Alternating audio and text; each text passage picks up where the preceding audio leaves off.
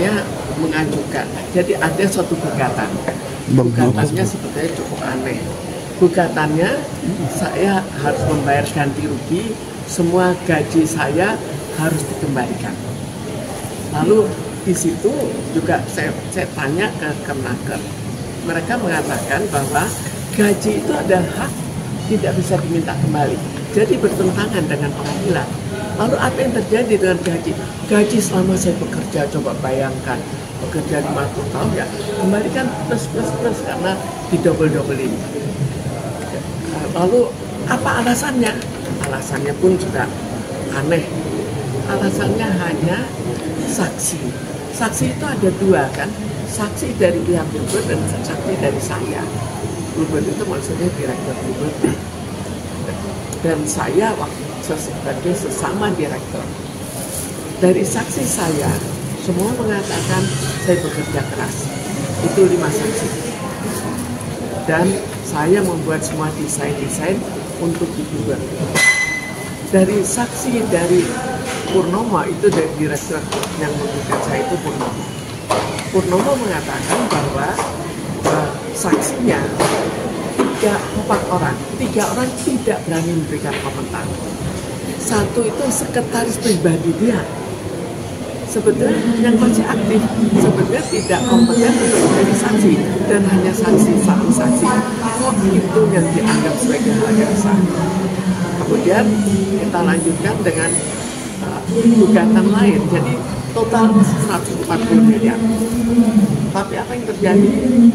Anak harus ikut menanggung. Jadi kalau saya tidak selesai membayar, maka anak turunan saya semuanya kena. Tambah lama tambah aneh, siapa yang melakukan?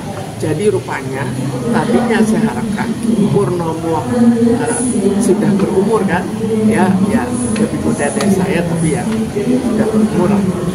Kalau dia sudah tidak ada, saya harapkan anaknya menindak. Ternyata anaknya lebih ganas. Anaknya meminta bahwa semua turunan saya harus berbayar. Itu satu poin. Lalu kita lihat berikutnya, saya pencemaran nama baik. Pencemaran nama baik itu sekarang apakah benar katanya masyarakat sekarang sudah tercemar gara-gara saya, masyarakat menilai bahwa Bluebird kurang baik. Tapi sekarang ada persoalan, ada Bluebird dan ada Bluebird, itu ada dua. Lucu. Jadi ada PT Bluebird Taksi sejak tahun 71. PT Bluebird Taksi itu banyak ada 4 pengusaha yang berkumpul. Jadi bohong bahwa itu hanya Purnomo dan kakaknya, bohong total. Tapi banyak pengusaha berkumpul, dan pengusaha ini semuanya sama-sama memberikan dana, menyetor dana untuk membuat PT Bluebird Taksi, sama-sama mengelola. Satu persatu digeser. Jadi satu Teguh Budiman digeser pada tahun 1983, ada lagi Yusuf Ilham pada tahun 1986, saya 2 kali, satu tahun 2001 dan tahun 2013. Yang 2001 itu lucu lagi, jadi sebelumnya dibuat teror. Teror apa? Teror bahwa akhirnya saya diculik, upaya penculikan. Itu saya ada semua dokumennya, ada nomor-nomor dokumen. Jadi sudah ada pernyataan resmi dalam hubungan dengan penculikan. Dan kalau berhasil diculik, dioper di tim, jadi timnya 14, dioper ke tim 4. Tim 4 itu lebih profesional. Jadi masa ada tim penculik yang mundur karena dia bilang saya tidak mau terlibat dalam pembunuhan. Akhirnya dalam waktu sekian lama saya tidak berhasil diamankan, tapi yang berhasil diamankan dan berhasil terbunuh, tidak tahu karena apa, itu adalah salah seorang yang hubungannya dengan masalah gugatan 11 miliar oleh pemegang saham lain. Mungkin pernah tahu bahwa ada pemegang dianiaya, akhirnya dia gugat 11 miliar. Nah, dia punya anak buah yang menjadi saksi. Anak buah itu bersama dengan saya dikatakan dua orang ini berbahaya. Kalau ada kesempatan tabrakan dan pada dia terjadi tabrakan sekarang dan dia meninggal, apakah tabrakan itu oleh tim penculik itu tidak tahu, tapi kok mirip-mirip. Lalu kita lihat pencemaran nama baik, pencemaran nama baik itu muncul lagi. Jadi hakim mengatakan bahwa saya melakukan perbuatan melawan hukum sehingga saya kena denda yang banyak. Nah, sekarang apa contohnya? Contohnya ada 50 berapa 60 tahun yang lalu. Kok itu jadi perbuatan melawan hukum tanpa menulis masalahnya di mana? Ada lagi, saya punya deposito, kebetulan mereka tahu, saya ambil itu atas nama saya dan milik saya. Kok saya salah lagi? Ada lagi laporan ke kepolisian itu banyak cukup laporannya.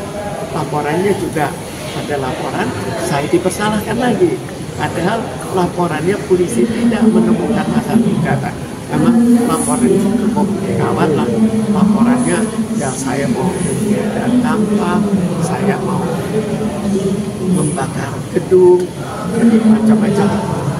Lalu ada lagi laporan saya mau meracuni. Meracuni itu katanya orang-orangnya semua lucu. Kalau muntah kok nggak dibawa ke rumah sakit, kok tidak manusiawi banget gitu. Tapi polisi tidak mau menerima laporan. Kenapa pengadilan menganggap saya salah lagi? Jadi terlalu banyak hal yang sifatnya agak aneh.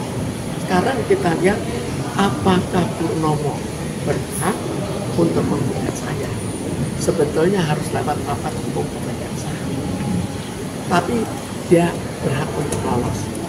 Ada lagi, ada namanya benturan kepentingan. Jadi dia mengelola bersama dengan saya PT Bluebird Taksi. Terus ada lagi PT Bluebird Tbk yang sekarang terkenal di Bluebird Tbk. Itu dia pribadi.